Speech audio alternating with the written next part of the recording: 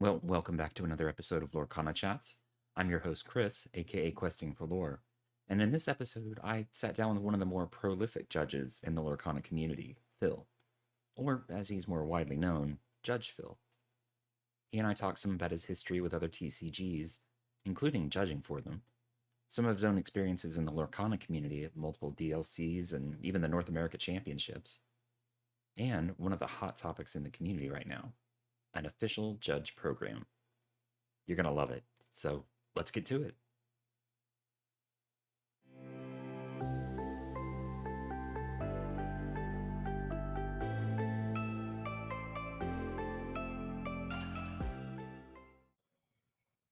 Well, hey, Phil, how's it going?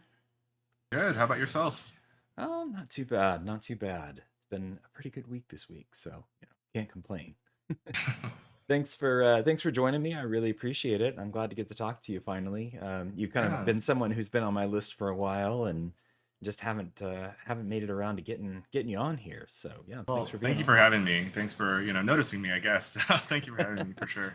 Well, you're a very noticeable guy. I mean, honestly, you're kind of all over the place when it comes to the judge scene and everything. You've judged at multiple DLCs, right? Yeah, I mean, and it's surprising to me because I don't know how much my social profile is known, but I do know that I am noticed in certain circles, so it's good Yep. to be noticed. But yeah, definitely judged multiple DLCs, Atlanta, Seattle, Vegas, and then also the North America Continental Yeah, Championships. that's right. You were at Continentals too. Wow. Okay. Quite a illustrious resume there. Yeah. Okay, so before we get into that too much farther, one of the things I like to do with my guests is kind of get their origin story with the game. I want to hear about how you got into Lorcana, where you first heard about it, what your favorite parts are about it, all that kind of good stuff. Sure. So I will say I used to play TCGs as a kid. I started with Pokemon a little bit. My brother played Magic, and I stole his Magic cards, so I played Magic for a bit. And I also played Nice. Yu-Gi-Oh. And I was kind of competitive, like in those days, but as competitive as a pre-teenager can be, really. Right, right. And then I got into Magic more when I was in college, and it's the same thing. It's as competitive as someone working minimum wage in college can do, right? Yep. And I quit TCGs after college, pretty much, which was you can't guess my age, but I'm 20 years ago, pretty at this point. Okay. Uh, and when I got to my most recent job, I started hanging out with a bunch of guys, and it's a nerdy job. We're all like software developers and stuff, and we started doing like board games, like board game lunches every now and then. Oh, And one nice. of them was like, "Hey, do you play Magic?" I was like, "No, I used to, but I don't want to get into a card game because if I get into a card game now, right, with adult money, it's gonna be bad because Yeah. I will inevitably have to buy everything because I'm a collector." Yeah. Well, there's this new Disney card game coming out, and I was like, "Oh, okay. Well, I'm a Disney person, and if it's coming out, then I can just jump in, right?" And this was like literally a week before the big box of of set one came out, first chapter. Oh, It's like, okay. oh, okay. And I did not know how hyped this game was at the time.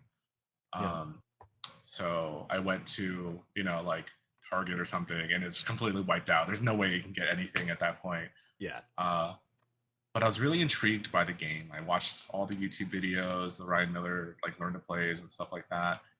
And one of the stores local to me was allowing proxies to be run at their events because they knew how limited the cards were. Hmm. So from there, I googled like some deck lists and jumped in, and yeah, I printed some proxies out, um, and we just loved the game from there. Spent a lot of money on eBay, unfortunately, for set one, but what can you do? Yeah. But I mean, Lorcana's just such a great game, especially if you're a Disney person. The artwork, the reimagining of characters, is just so fun, right? One of my favorite cards is the Tinkerbell Giant Fairy, and Mm-hmm. just like the artwork for it is just amazing. She's like picking up the ship and giving you that face. It's like, oh, this is so awesome. And then like you have cards like Alice Growing Girl, which is one of my favorite enchanted artworks, just because the reimaginings and just the art of it and how the artists bring those characters to life in the game is just so awesome. Yeah. Yeah. I mean, it's really cool to think about, the breadth and the amount of unique art that is in this game. It's all custom stuff. It's not Yeah. like they like took screen caps from videos or movies or anything like that and put them on the cards. It's all literally they found these artists, they created this custom content, and even going so far as to having, separate art directors for each of the enchanteds for each of the set is just, or each of the sets is just, it's mind One of the blowing to things, me. one of the things I learned about the art is if you ever notice that there's two artists on a card, it's because one of the artists designed the costume that the character is wearing. Oh, that's interesting. I didn't know that. That's pretty cool, actually. Now I'm gonna have to go back and look at the cards that Yeah. have two artists on them. That's pretty fun. I always kind of wondered about that, whether it was just like, they sat down and collaborated together on it, or if it was like they each work on different pieces, but it sounds like it was kind of a little bit of both. Mhm. So yeah, very cool. So out of all the sets so far, what would you say are your favorite style of enchanteds? I know you said Alice Growing Girl for the one, but are there any of them that really stand out other than that? I mean, Atlas is one of the my favorite enchanteds, but I mean the latest, like they're getting better, right? Yeah. The quality of the cards are getting better.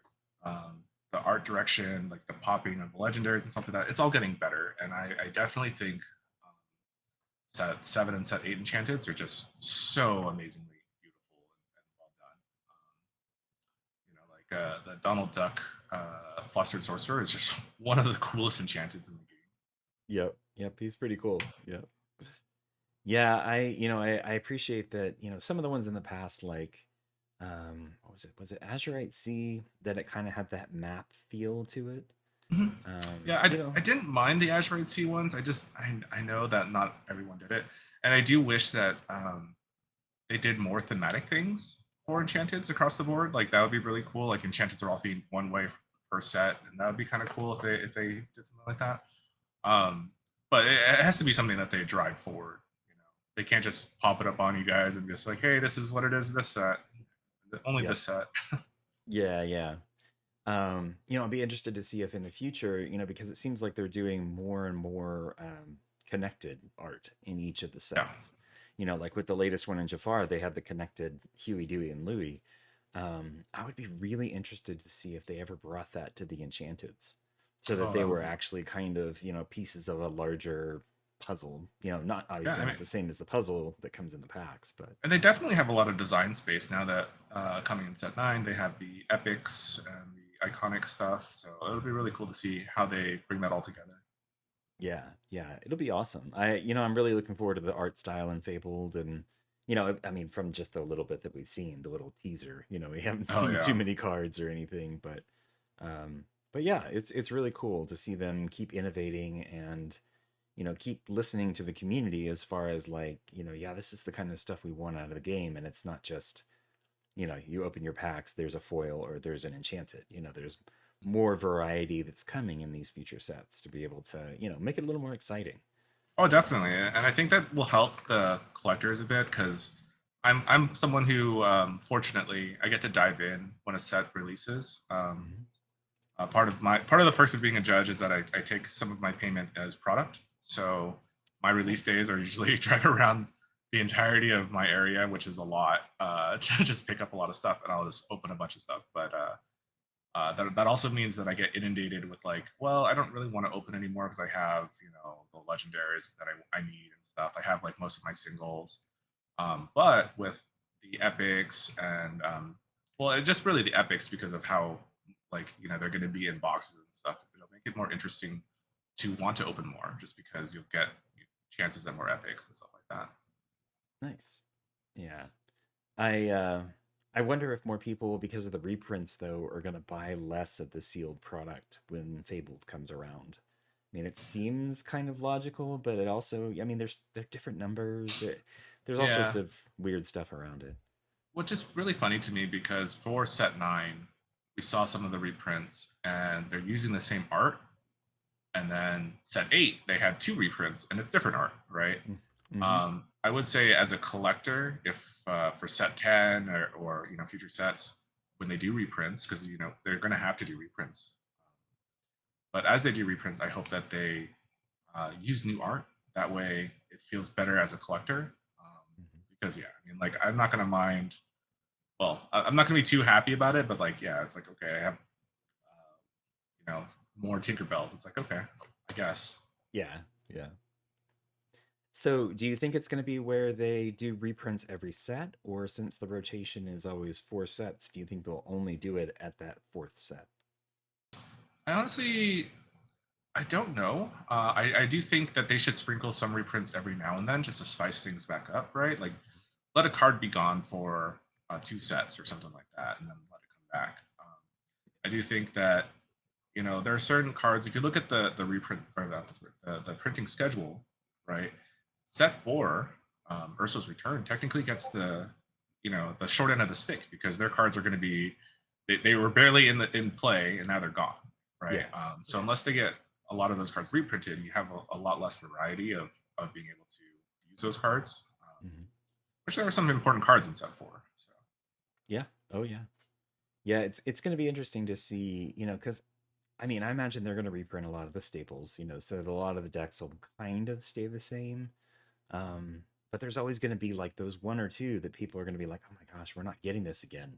Now I have to rework my whole deck to be able to actually use everything else, and try to compensate for this it'll thing. definitely be interesting. I mean, like we don't know what's going to get reprinted. We saw some of the spoilers, like when they show like art and stuff on like the starter decks, like look, Ariel reprinted, but not the Mhm. Ariel we want, just an Ariel, Yeah, So yeah, exactly. it, if that Ariel doesn't come back, or if Cinderella doesn't come back, certain archetypes of decks will just be gone, right? Same Yeah. thing like if Brawl is gone or if Sisu's gone, like that changes the archetypes a lot of how the game Yeah. and how the meta is going to be played out. As somebody who tends to favor aggro kind of decks, Sisu can Mhm. just go away. I don't Oh, care for about sure. No, Sisu I going agree with you. away. I have my set 8 Amber Steel aggro sleeved Yep. up. Nice. Nice. Yep. Awesome. Okay, so you mentioned driving around all the judge stuff. I do want to get into that some because that's kind of the main focus here. Like I said, kind of one of the things that you're known for. I mean, especially given that you've judged at DLCs and the championships, and I'm sure you judge all around you, right, in your Yeah. area. Yeah. Yeah, I think I don't know. There's probably no way to really track this. But uh I think I've probably, as a Lorcana judge specifically, as a Lorcana judge, Hmm. probably have judged the most events as a Lorcana judge. That's not just like a local event, like talking like set champs and up. um, because of my area, because of my um, just how known I am now, right? I get to interact with so many different stores, and now they know that like, hey, Lorcana is a good thing, and we want to make it official. We want to be well represented, so they usually hire a judge for that kind of stuff. So for me, I think out of all the other friends and all the judge networks that I work with for Lorcana specifically, I'm pretty sure I've judged more than anybody else to date. Like I'm talking like over 50 some odd events at this point. Oh goodness. Okay. Yeah, that's kind of crazy to think about. In just the short time that the game's been around. And to have multiple levels too, right? It's not just judging locally or judging at, one or two LGSs to have that variety and I imagine the situations and the stress levels are are quite a bit different Oh, for when you sure. start getting up to DLCs and the championships and everything like that. Yeah.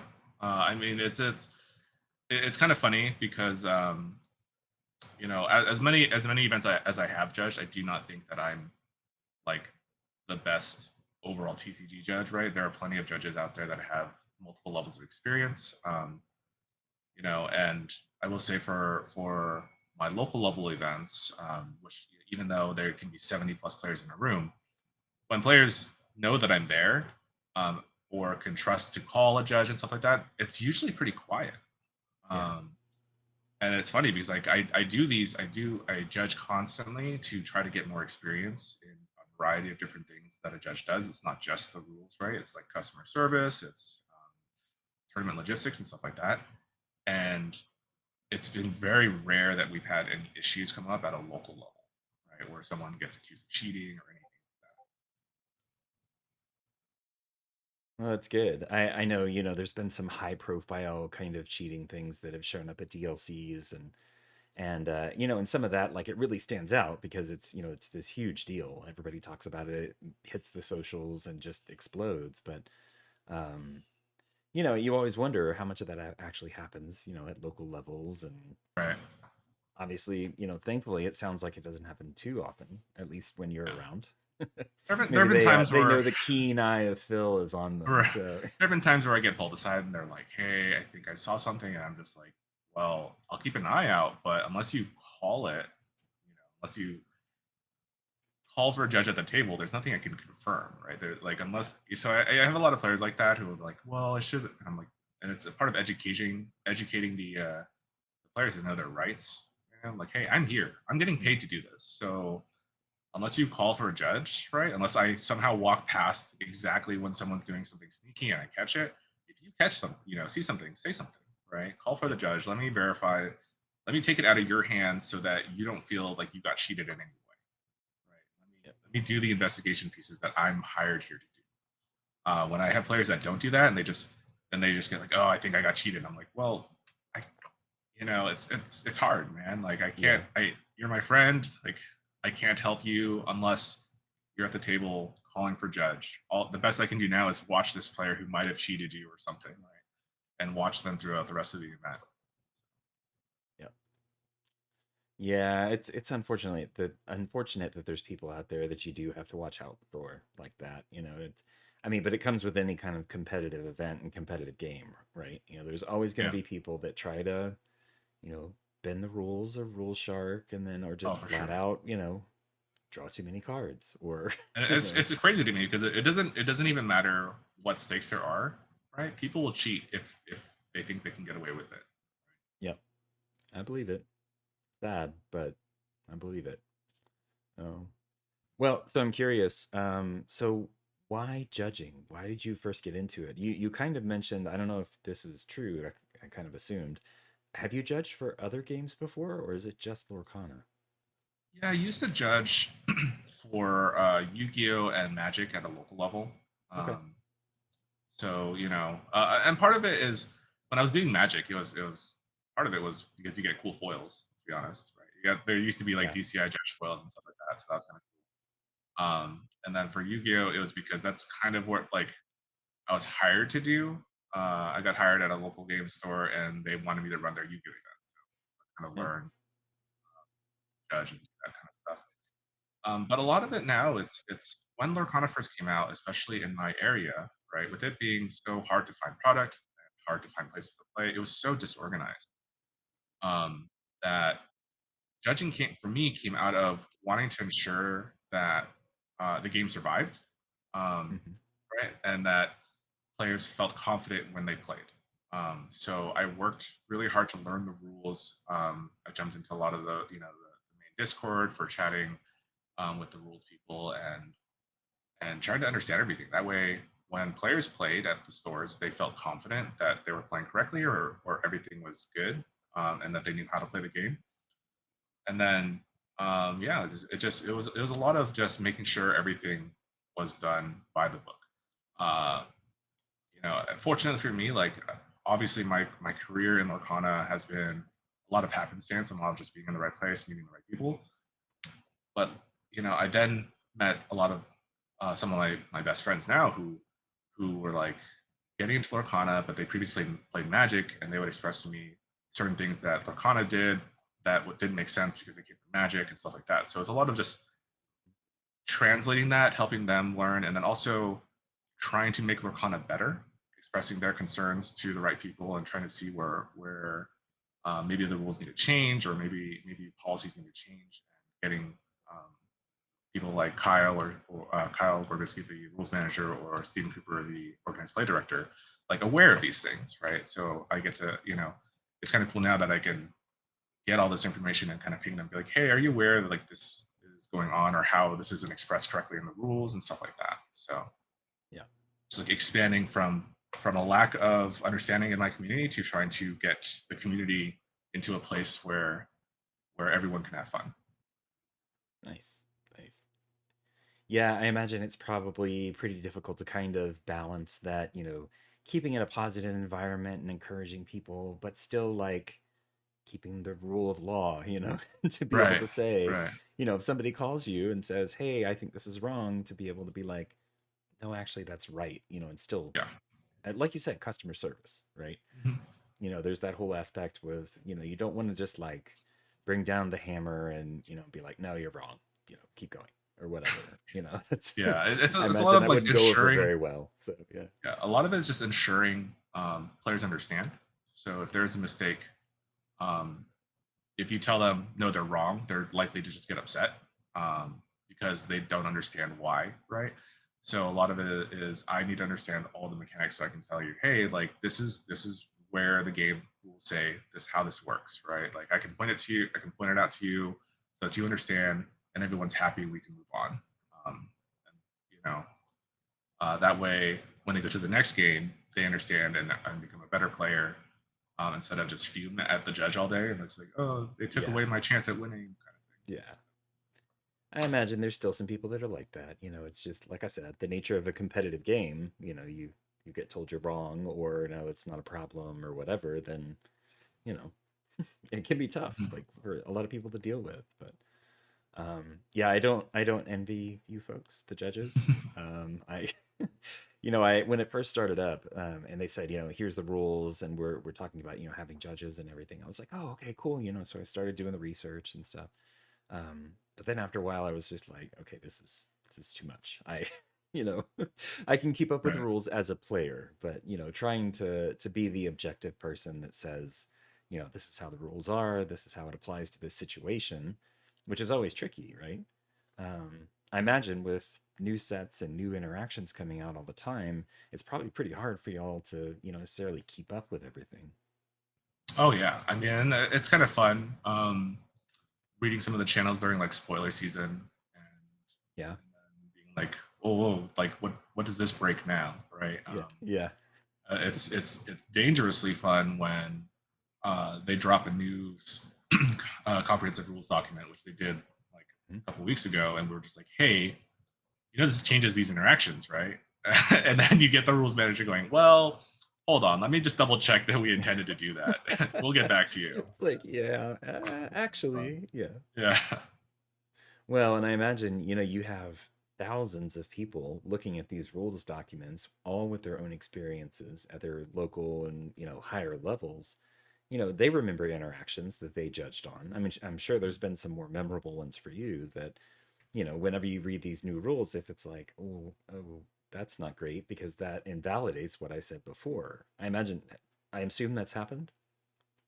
Like probably. I remember one time there was a very early um, set champs that I did, and they were. This is like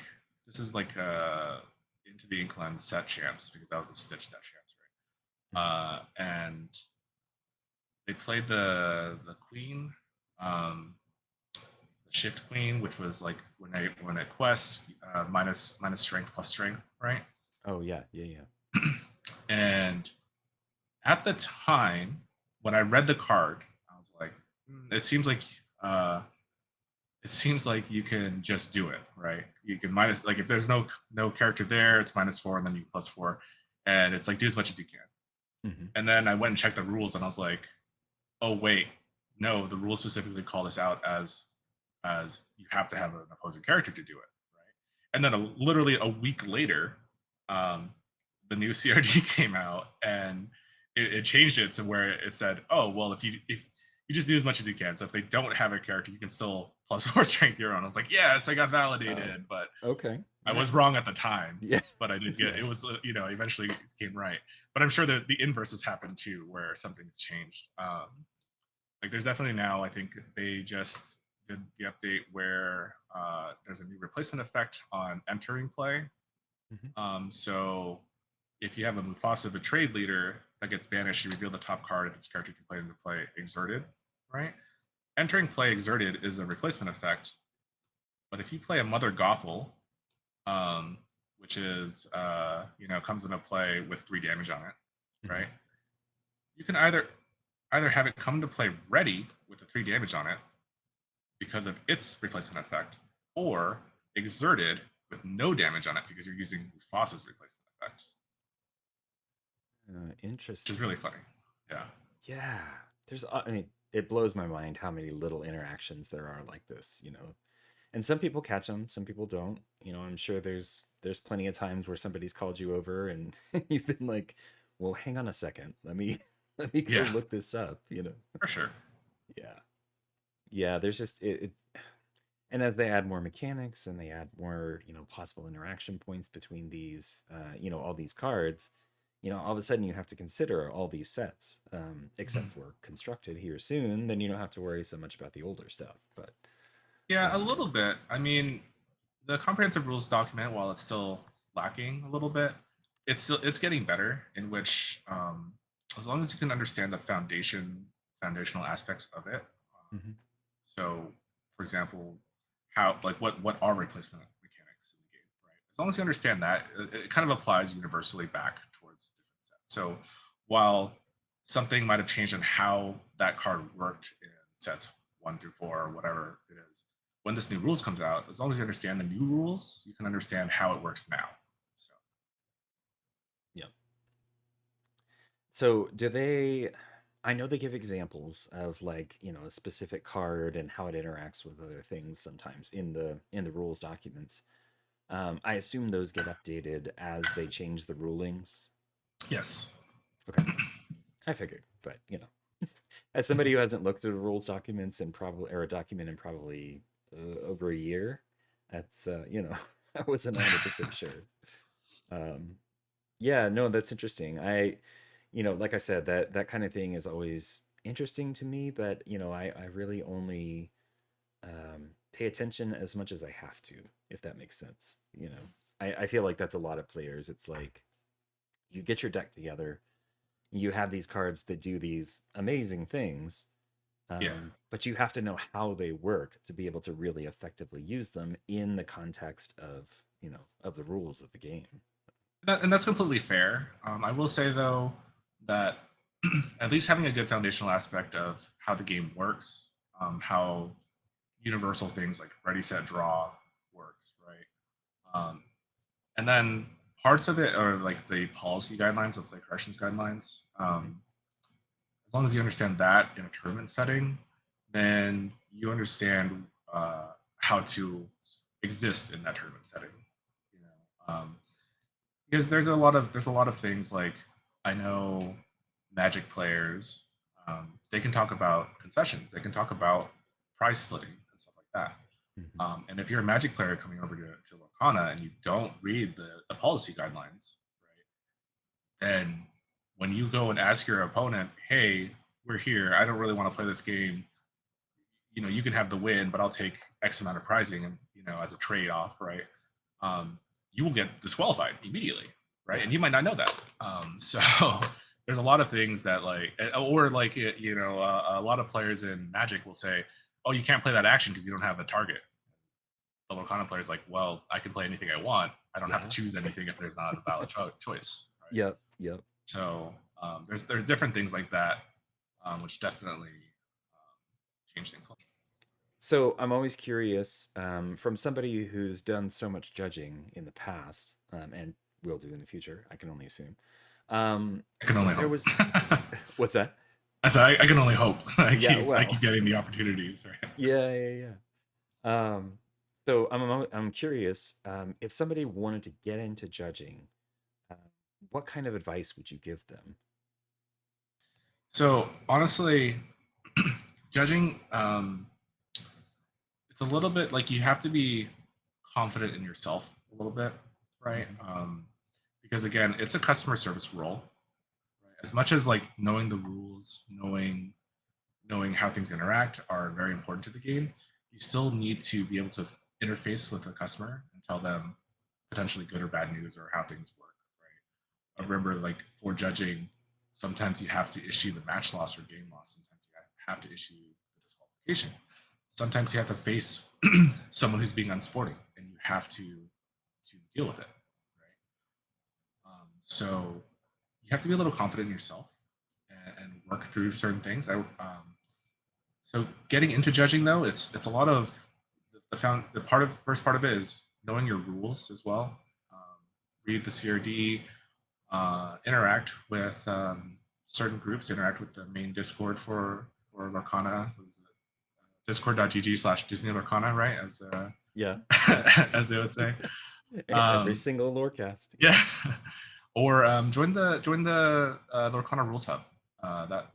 That's a really good place to discuss rules and stuff. We have rule quizzes every week and stuff like that, where it's just fun to delve in and ask your questions and understand, right?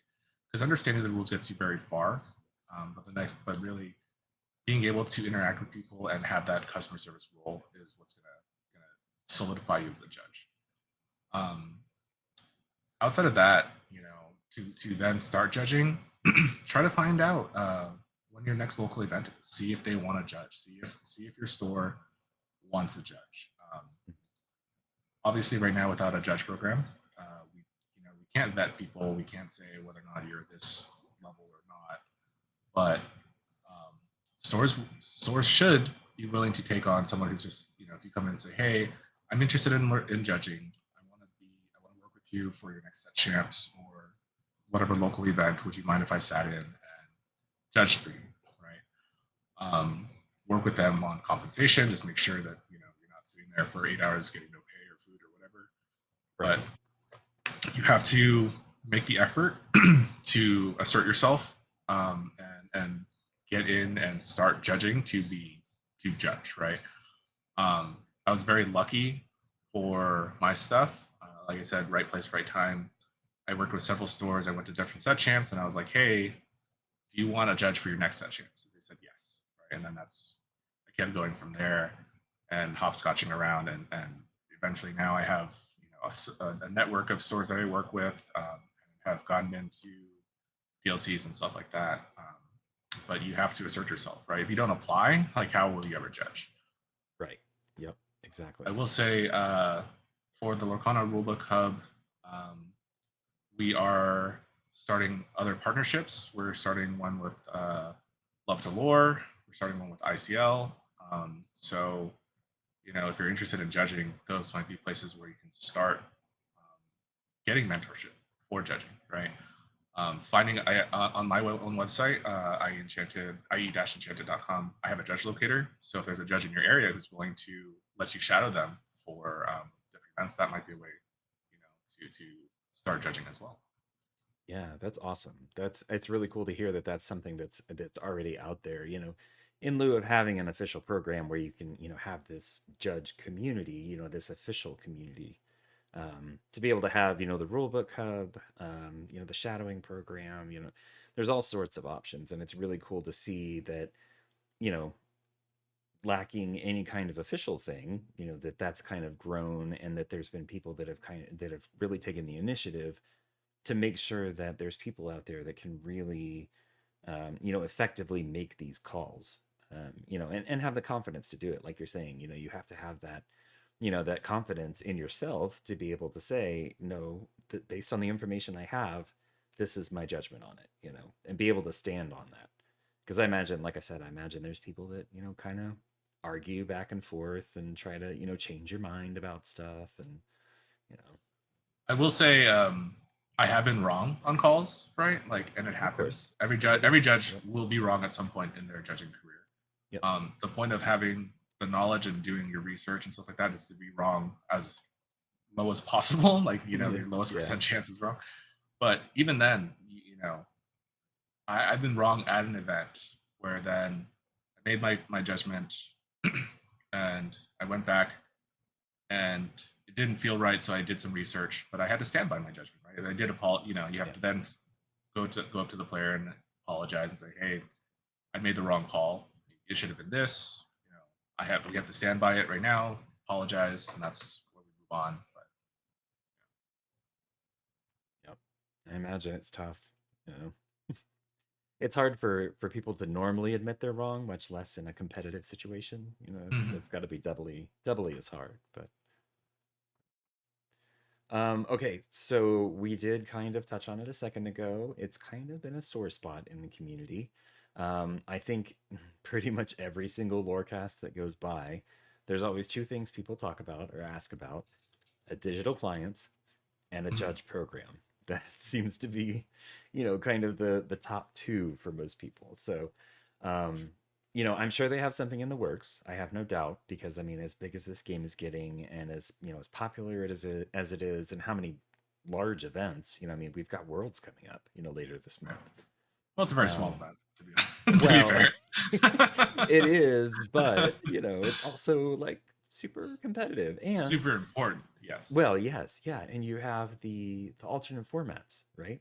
Mhm. So it's kind of the same, right, with the constructed decks, but the way they get to the constructed decks, the interactions between them, the additional rules of like the super sealed stuff, and is there is there guidance that they've provided for Worlds to people, or is it just like to the judges that are going to be there, or has it been released more widely? I don't think I've seen anything about um, like anything where judges can take that information and use it at home to like for their Okay. like if the store wanted to run their own super sealed or anything like that. I don't think any of those guidance have been provided. It would be really interesting. I'm sure the competitors have seen it and have grilled. All the competitors are very seasoned TCG players, and I'm Hmm. sure they've probably poked through the rules and have been like, "Hey, well, what about this, or what about that, or what about this situation?" to ensure that it doesn't come up when they actually sit down and play. Yeah. I've even asked some of it, like I've asked about um, like in triple deck format. Let's say I lose a game, right? Which means my opponent's going to switch decks. Am I allowed to also switch decks if I want to? Right? And when will they know my decision made, or if they know that decision is made, right? That kind of Yeah. thing. Yeah. Because that's kind of stuff is kind of important when you're playing. You go, oh, actually, my other deck will beat your upcoming deck, right? Kind of thing. So yeah, there are certain rules that like I just we don't know, and I haven't been provided anything. I don't think anyone else has been provided anything except for probably the players who are involved, or Yeah. the judges involved. Makes Um, sense. so, but yeah, at the widest in the wider cosmosphere, like I haven't heard anything. Okay. All right. It'll be interesting. I mean, I have to imagine that they're going to put that out there. I've already seen stores and people that are like interested in running these kind of events at Yeah. their stores, which seems a little excessive, but but to Oh, for each their sure. own. I did It's get kind of invited. I was invited by JDZ and Katie and Annabelle. That's what that group call was, to play a super sealed with them. oh, okay. And I'm just like, yeah, like, while this is fun, like even WCC had a triple deck format this past weekend. And I'm like, while these are really cool and people probably want to play these, like the average player probably is priced out by it, right? Yeah. 16 packs of sealed is you're almost buying a box at that point. So someone has to drop $100 for that, right? Or have play sets of every viable legendary in the set, or viable card in the set, which is fairly expensive, right? Like if someone, uh, for set 8, if they're saying like, hey, this Lilo and Stitch, or this Lilo and this Namari are very good, well, that's like close to $200 that you're spending on just singles. Yep. And not to mention the past 8 sets in total. So, a lot of players I know were they'll focus on a single deck, and then they'll trade off good legendaries from other colors to focus on their colors that they prefer playing, that kind of thing. So now all of a sudden tell them, hey, well, all those legendaries that you sold off, like I hope you can buy them back, because now you need 4 Rapunzels if you're playing an Amber deck, and Right. you have to play an Amber deck if you're in Super Sealed, right, or triple deck. So Right. Yep. Yeah. Yeah. It's interesting. I mean, I'm glad it's a variant, right? I'm glad that they decided that it wasn't just going to be the usual let's sit down and play a constructed deck that you brought with because I mean these people are like they've gotten to this point because they are the best of the best that they, that they were able to top these DLCs and everything. Um, and to really give them a challenge, to be something that it's not like, okay, yeah, it's kind of what you've been doing, but we're gonna throw a little wrench in, and and try to mess with stuff a little bit just to see how good you really are. Okay, so I do want to get back to the judge program. Yeah. I sorry, I tend to go off on tangents. Oh, no, no. Yeah, Um, that's all good. no, okay. So as of this recording, and I don't think it's going to be coming anytime in the next like month or anything. Um, no official judge program, right? So I'm curious, as someone who has not only judged at other card game events, but also at lots of Lorcana ones, what do you see a good judge program looking like for our community? I definitely think that a good judge program will have very good documentation. Like I said earlier, the rules are a little bit lacking. There are certain interactions and stuff that just aren't covered. The policy guidelines, while they're there for play correction and stuff like that, they're not fully flushed out. There's still some conflicting stuff in them, which makes it very hard for judges. There are, again, talking about my privilege in working with the different rules groups or having contact with Kyle or Steven and them, um, I get to ask sometimes like, "Hey, this happened. How would you rule it? Why? What's the ethos behind this?" But not every judge is going to have that same connection, right? Which makes it very hard. Um, so I think just having better documentation, better understanding of that to hand out to people who want to judge would be very good. And then from there, some kind of certification would be great. Having so that when a player comes, goes to a set champs versus a DLC or some other large event, right? If we can say, hey, this judge is certified at a certain level, they can feel that they're getting a certain level of expertise, right? Unfortunately, we've seen some of the Lorcana drama that's happened at Melbourne or other events where things got ruled a certain way, and it's not really to say like the judge is at fault or whatever, but um, we know that the rules that they followed were um, incomplete or also outdated, and also that stuff again that like if they were not to say certified at that point, but if the documentation was better and clearer, um, to the point where for someone like me who's been working with different groups like in the rules hub, I can ask like, hey, why is it this way? If they don't have those connections, they won't know what's outdated at that point, right? But if the documentations were better, if they had certification where they could have been tested to say, yeah, I'm at this level, and I'm that this level qualifies me to be able to stream or to judge tableside at a large stream for a large event, right? Um, then those players would feel much more confident in the rulings, or the judge would look to be like more competent because they're certified that way. So is that the way that it was in the other communities where there were like different levels of judges, so that you'd Yeah. have to reach a So certain certification to do a certain thing? mhm.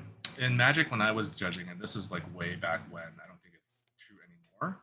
I think there's different things now, but I was considered a store level judge, so I could judge local like Friday Night Magic, right? But I would not ever be able to judge like a regional qualifier or anything like that unless I got a higher certification, which um, involves a lot more policy, a lot more understanding, like a lot more intricacies of the timings of their cards and stuff like that in Magic. And at some point, Lorcana is going to get as intricate, right, Mm-hmm. as the game evolves. There's going to be timing stuff. There's going to be how things work, and there's going to be a lot of policy questions, right? And there's going to you have to show that as a judge you're willing to, or you're able to, sometimes do the hard thing as a judge. Yep. Yep. Makes sense. So I'm curious, in the other situations, was it where that you had to judge a certain number of events to be able to move up, or was it just like Um, knowledge of the interactions and everything? there's a little bit of both. I feel, if I recall correctly, for certain levels, like at some point you can test up to a certain level, and then at some point to advance from that level, you have to be mentored at a certain number of events. So you'd have to go to an event as a judge, but you'd be assigned to be following, shadowing under someone who would mentor you.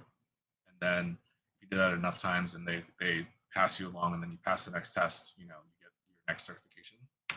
Again, I'm not sure how that works nowadays, but I do think that mentorship is something that is critically needed in any judge space, which is why, again, I'm happy to have been part of where I am now, because I get to mentor judges with the different like online tournaments that we're doing now, like LCCC and ICL.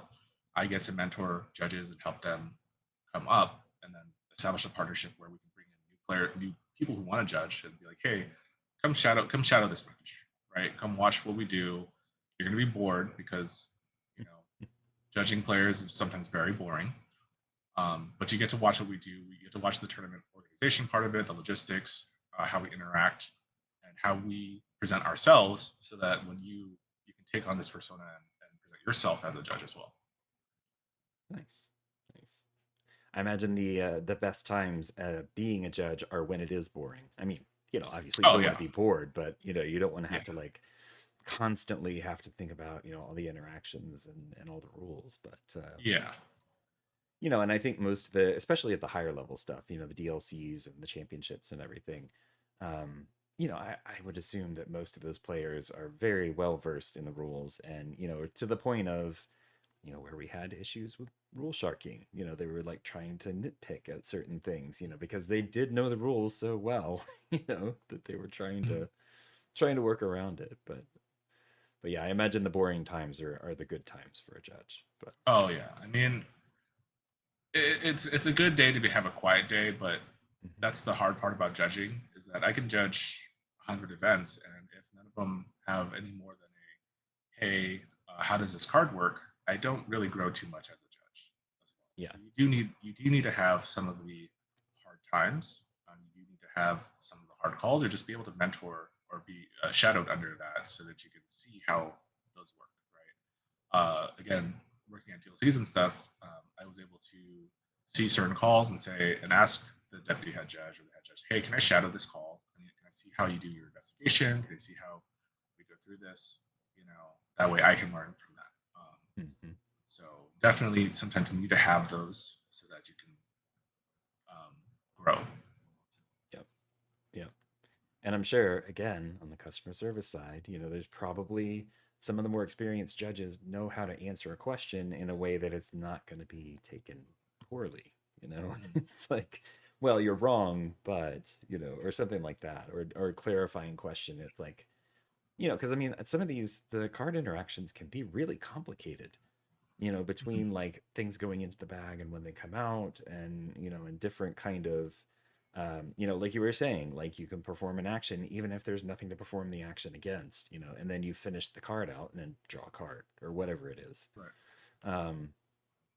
To be able to explain those in an understandable way and a succinct way, so that you're not having to basically pause the game for 10 minutes to explain the interaction. I imagine, that kind of stuff, learning that and that kind of skill is super important too.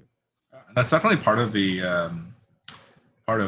having to know your rules, right? Because sure, any rules question that we get, we could step back, Google it, or find a different judge who has the answer. But part of the customer service aspect is not holding up a tournament for X amount of minutes, right? I've unfortunately been a part of a few calls that like took 30 minutes that extended some events, and we're just like, uh-oh. And then learning from those experiences, you go on to be like, hey, while you're taking a very long time to ensure you are 100% correct, sometimes it's okay to be 80% correct, but move on the tournament, because we can't hold up 1,000 people, right? For two other players. And that has also been a thing that you have a skill that you have to learn as you progress and grow as a judge, or just experience. Yep, definitely. So I'm curious if outside of a formal judge program, is there anything that the community or even Ravensburger can do to help support y'all in this growth and in this trying to make sure that everything is judged consistently and I don't know. I don't know. You tell me. Yeah, I mean, definitely, it's just a lot of like faster turnaround right now for updates to rules and updates to guidelines.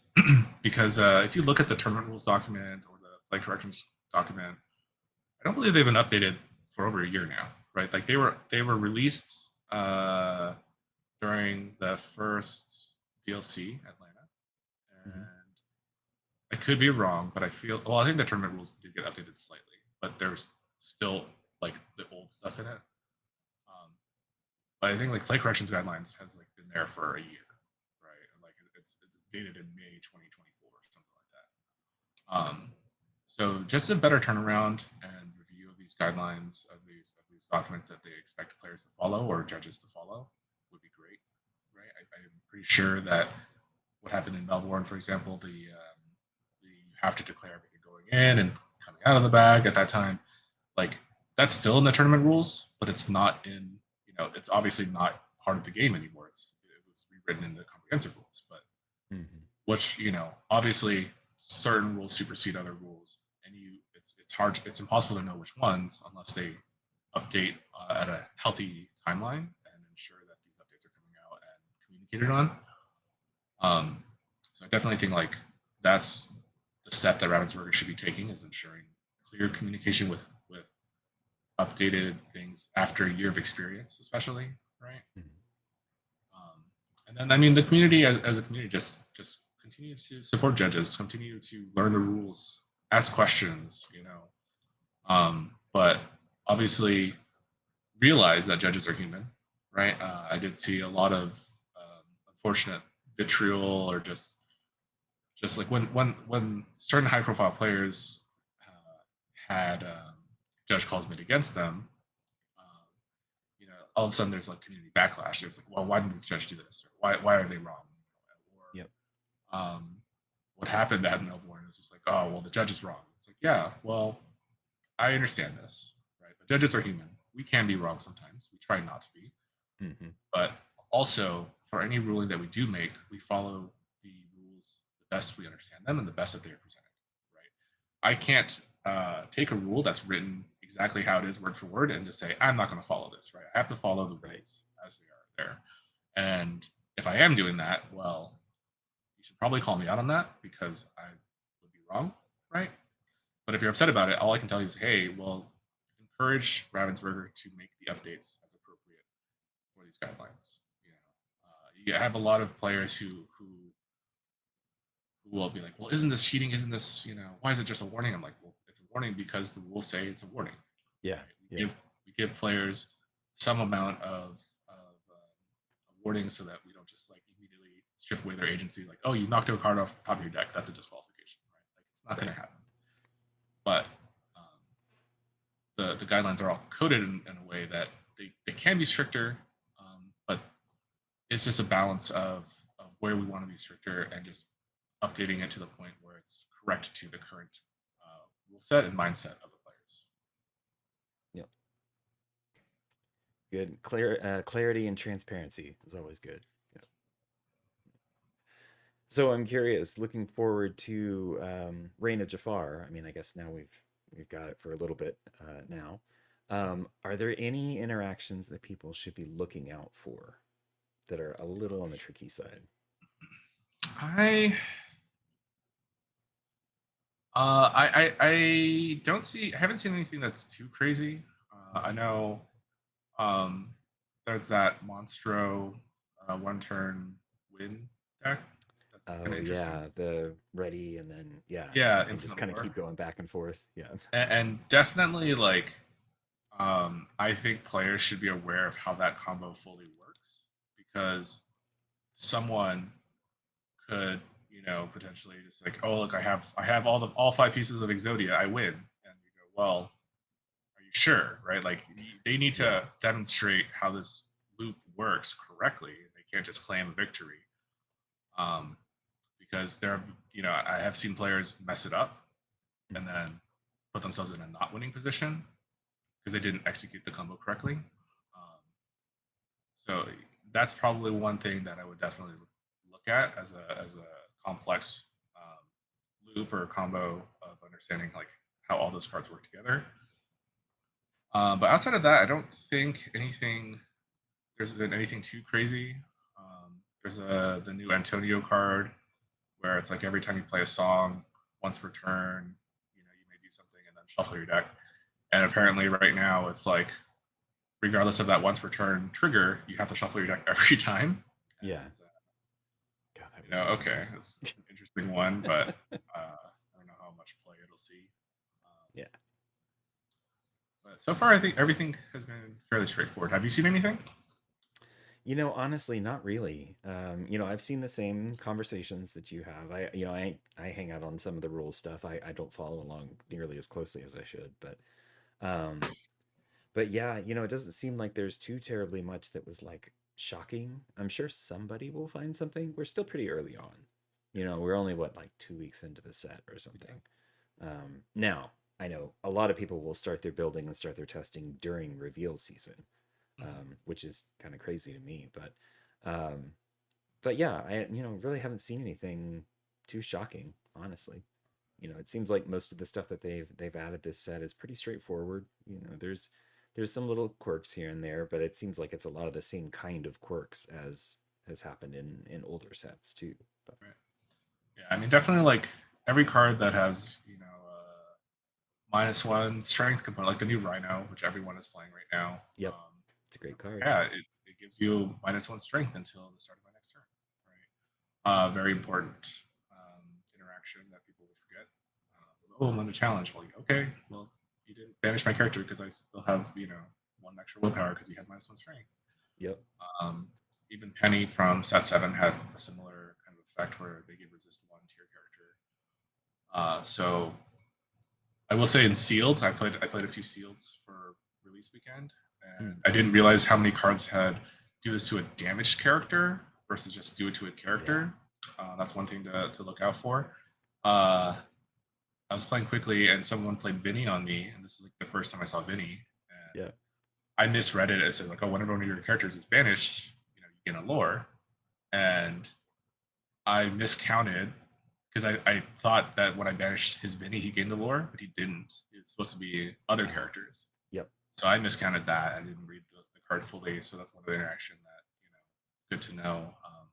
Just so definitely just reading the cards will explain the cards, but there's nothing too complicated right now. But you definitely have to know which cards say damage or which other characters and stuff like that. So Yeah.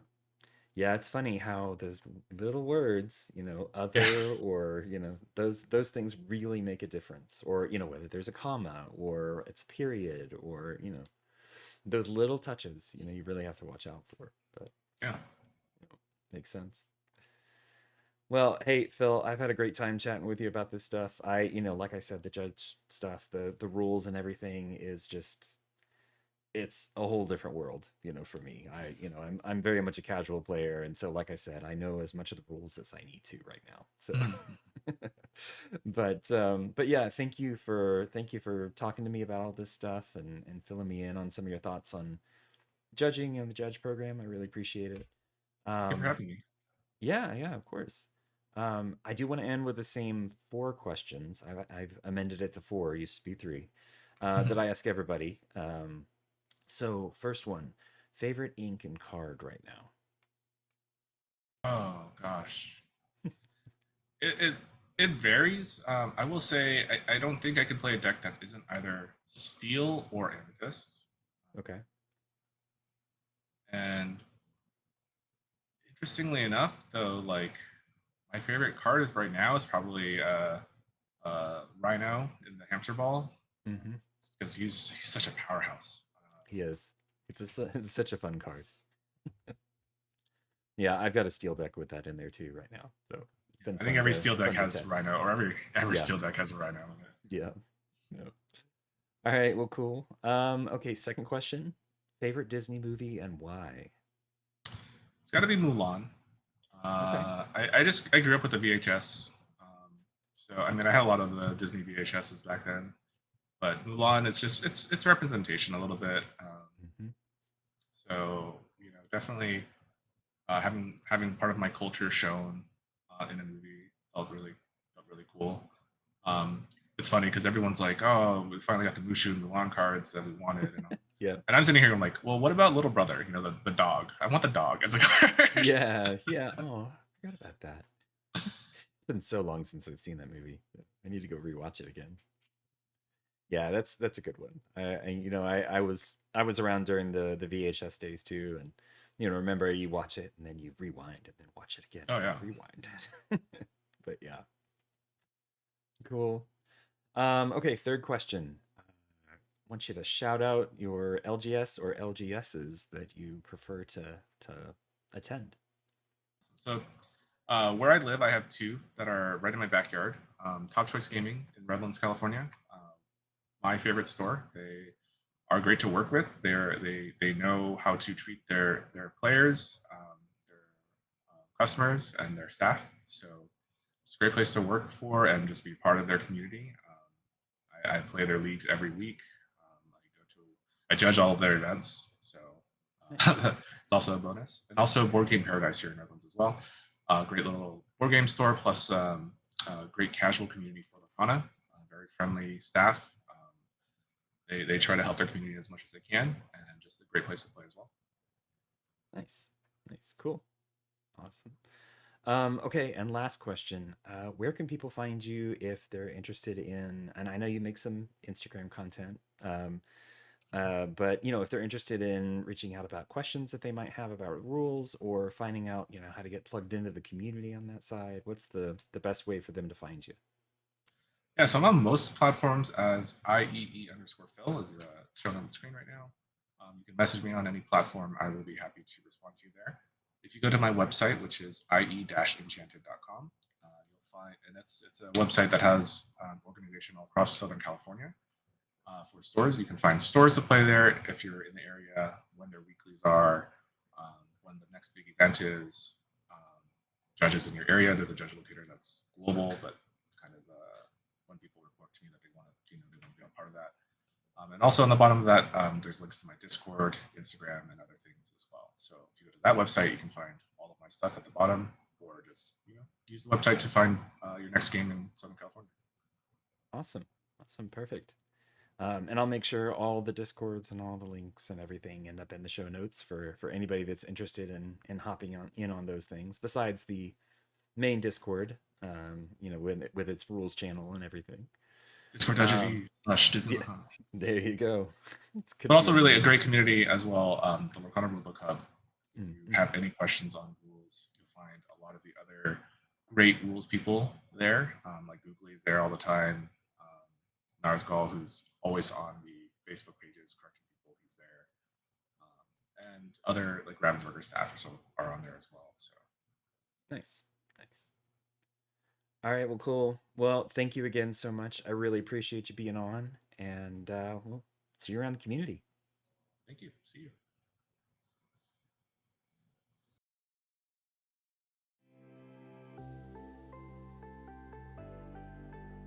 Well, thanks for listening in to my chat with Judge Phil.